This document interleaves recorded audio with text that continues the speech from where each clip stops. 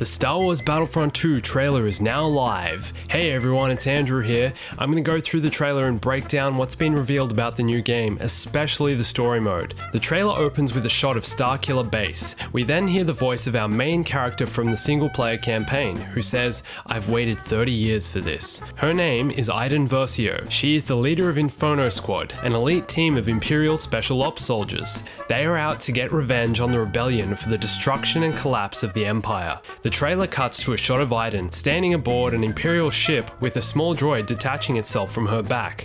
This is an ID-9 Seeker droid from Star Wars Rebels. It is quite possible this droid will be involved with her gameplay and her special abilities. Her ship comes out of hyperspace and arrives at the second Death Star, orbiting around Endor. Emperor Palpatine is then heard saying, "The rebellion cannot be allowed to persist." This hints that the Emperor will be involved in the story, most likely as a symbol for why the Empire needs to be avenged following the destruction of the second Death Star.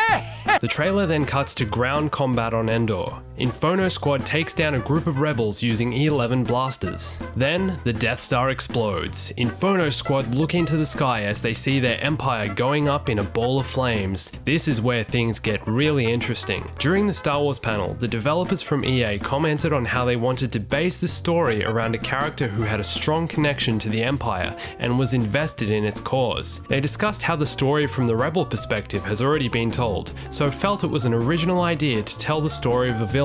This is a unique storytelling concept for Star Wars that will hopefully live up to expectation. The developers also commented on how they wanted to bridge the 30-year gap between The Return of the Jedi and The Force Awakens, and began writing the script for the story while The Force Awakens was still in cinemas. It has also been confirmed that the story mode of Star Wars Battlefront 2 has officially been recognized by Lucasfilm as Star Wars canon. An Imperial TIE fighter is then shown flying away from Endor and through what is most likely the leftover debris and wreckage following the second Death Star destruction. Iden then says, "We avenge our Emperor." The Imperial fleet then jumps to lightspeed. Following a few shots of space combat and the Millennium Falcon being chased by two First Order TIE fighters over Takodana, Iden is shown in the bridge of an Imperial ship.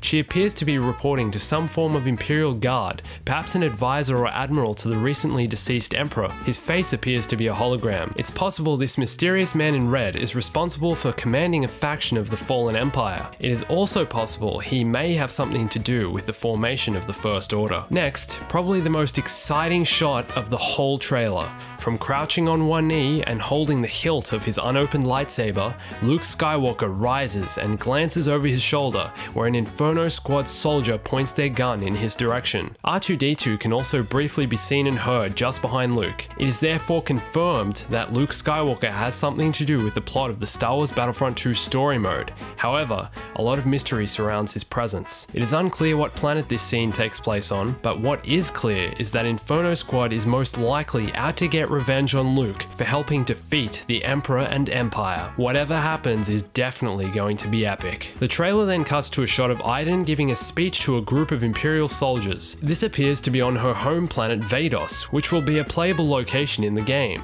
She says, "Hope cannot save them." Then we have some AT-ATs, an action-packed battle over what looks like it might be Jakku. Then the remainder of the trailer appears to be more focused on the multiplayer aspects of the game and different locations and heroes. We see Takodana, First Order stormtroopers on Starkiller Base being invaded, a beautiful shot of Luke Speeder driving through a street of Mos Eisley and scaring a few local creatures on the way. It would only make sense that all these locations will be playable in multiplayer, and hopefully even a new single-player mode. We then see Darth Maul about to face off against Yoda in the reactor room on Naboo. These heroes were already confirmed in the leaked teaser trailer. Tauntauns then run through a group of AT-ATs on Hoth. This is really exciting because it appears we will not only just be able to ride the Tauntauns, but also use weapons while riding them, possibly similar to horses in Battlefield 1. The next shot is really interesting. X-Wings, Y-Wings, and A-Wings are flying in space over what looks like the shield gate above Scarif. Not only does this shot confirm content from Rogue One, but it is highly likely that Y-Wings, as well as other new vehicles, will be playable in Battlefront 2. During the Star Wars panel, the EA developers commented on how Battlefront 2 will feature different classes for vehicles and also customization. This practically confirms we will be getting Y-Wings, hopefully TIE bombers as well, and a range of other vehicles from the different Star Wars eras, just like good old 2005 Battlefront 2. Kylo Ren then appears at the end of the trailer, being his usual badass self, most likely on Starkiller Base. However, what's more interesting is the poster art for Battlefront 2 that appears at the end of the trailer. The planet you see everyone fighting on is Yavin 4. Lots of people have been asking for this map to make a return since 2005 Star Wars Battlefront 2. It seems we're finally getting our wish. We also see in the sky ARC-170 Republic fighters, Vulture droids, CIS landing crafts, and Venator-class Star Destroyers from the Clone Wars, as well as Providence-class carriers. These are all vehicles included in the 2005 Star Wars Battlefront 2, so it seems EA have listened to the community and these vehicles are confirmed. I should also add, jump packs have been confirmed. They make a few appearances throughout the trailer, but another good little bit of news, Star Wars Battlefront 2 will not have a season pass. Hopefully this will be a game you only have to buy once. Still very limited details on how weapons and classes will work, however it's been confirmed there are 4 classes: Officer, Assault, Heavy, and Specialist. Will there still be star cards? We know we're getting classes and customization. It'll be interesting to see how they integrate these into the new game based off what was included in the last Battlefront. Let us know if you noticed anything we didn't. All in all, there's so much to look forward to.